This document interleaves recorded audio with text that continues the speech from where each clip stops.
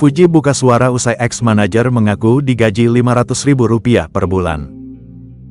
Fuji tepis pengakuannya ex Bathara Ageng yang mengaku menggelapkan uang Rp1,3 miliar karena hanya diberikan gaji Rp500.000 per bulan.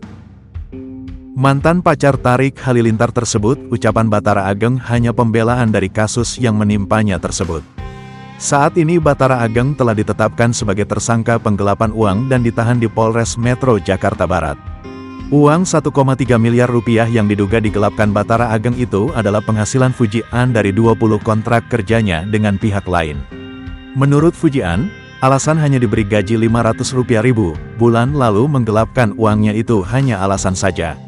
Itu cuma pembelaan dia, kata Fuji An di Polres Metro Jakarta Barat, Jumat, tanggal 12 Juli tahun 2024, malam.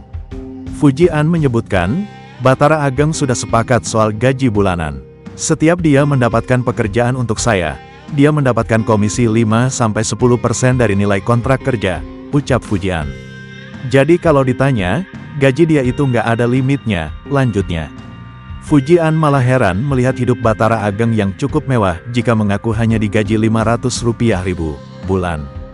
Kalau gajinya Rp500.000 per bulan, nggak mungkin dia bisa hidup mewah, kata Fuji An yang tidak memaafkan perbuatan Bathara Ageng.